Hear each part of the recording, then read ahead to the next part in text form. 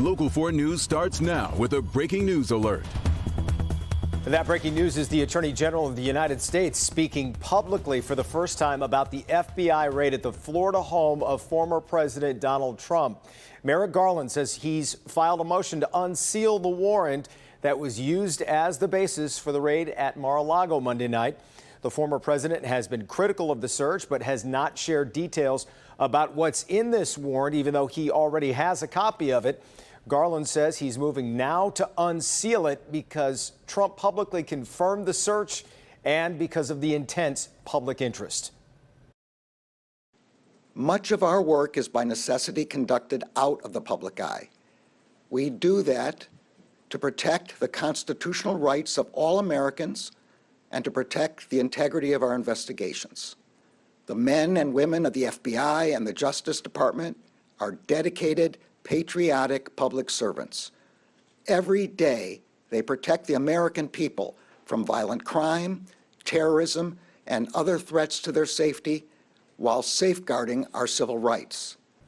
The Attorney General also confirmed he personally approved the request for that warrant, and we also know a federal judge signed off on it.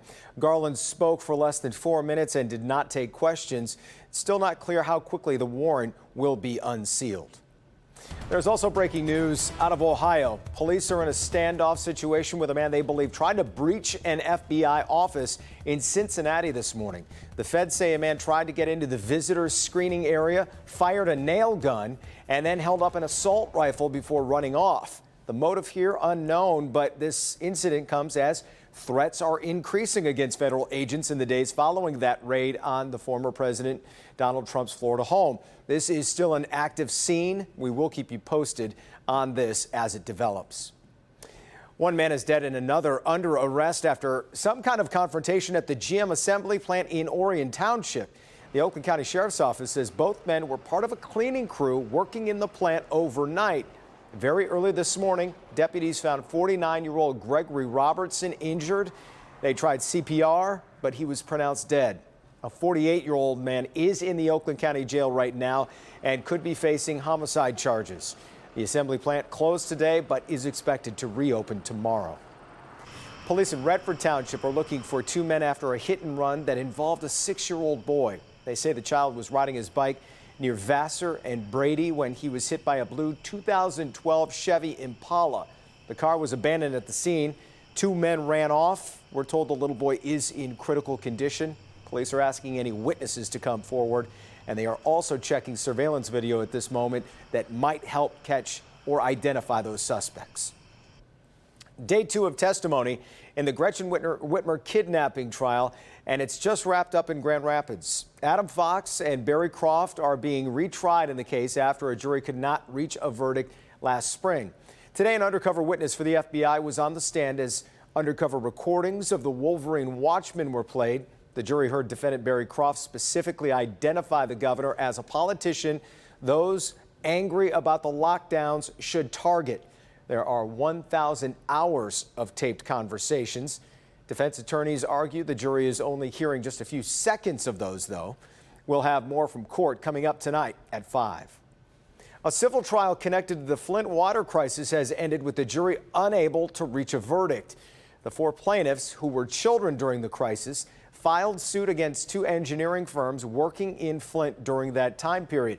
They're accused of not taking adequate steps to respond to the lead contamination that hit the city's water supply. Jurors heard months of evidence but could not reach a verdict. Those firms are not part of the $626 million settlement involving Flint residents or the state of Michigan or other parties.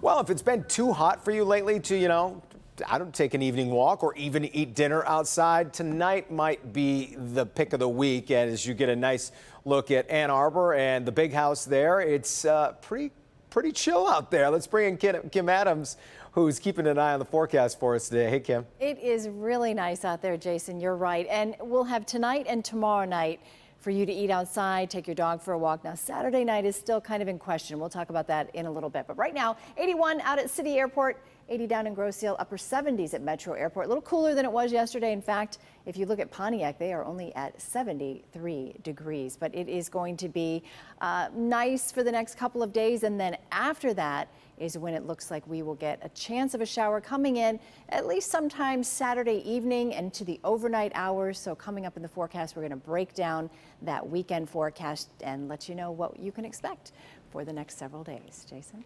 All right, Kim, see you then.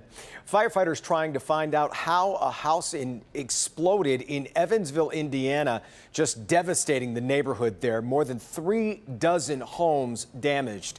3 people are dead and 1 more injured. The descriptions of what happened are chilling, and we're now seeing video that shows the actual blast. Kimberly's in the newsroom with the video and an update on this investigation. Kim? Hi, Jason. Good afternoon. More than a dozen agencies responded to the scene of the explosion. There's one piece of good news today. The fire chief says a secondary search, once the buildings were checked for safety, did not turn up any more victims. So today we're seeing surveillance video from the neighborhood that shows the blast as it happened. Pieces of the home went flying and a huge plume of smoke shot into the air. Witnesses say there was debris and insulation falling like snow. Drone video shows the destruction left behind. Many neighboring buildings have their windows blown out as well. The ATF has certified explosive specialists and others on the scene. Today, the fire chief gave a summary of where the investigation stands.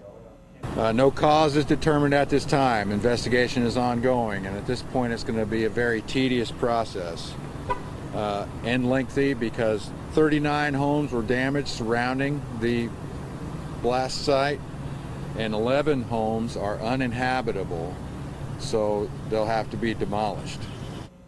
If you're not familiar with the area, Evansville is about 3 hours southwest of Indianapolis.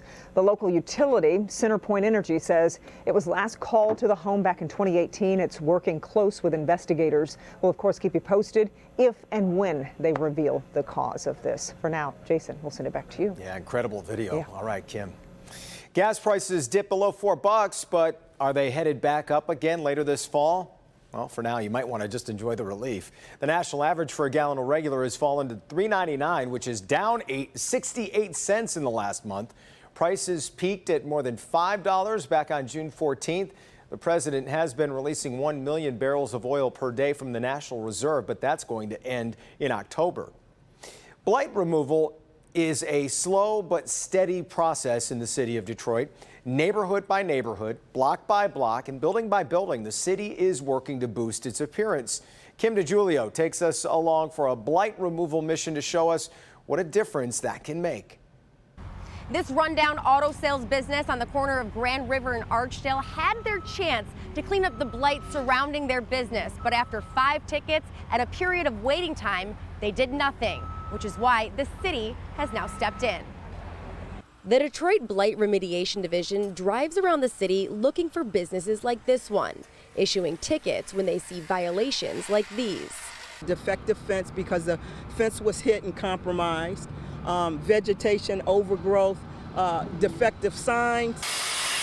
Katrina Crawley, who is the assistant director of this division, says this is all part of Mayor Duggan's Blight to Beauty initiative, taking action on businesses that take away from the beauty of our city.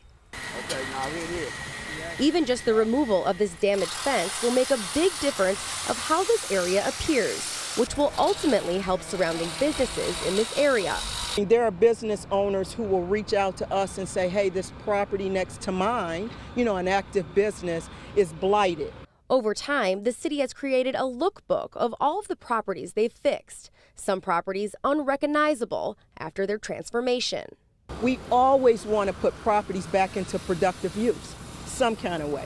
And so we love to work with owners who would come forward and say, hey, I need a little more time or I need some assistance, but you just can't ignore tickets. You just can't.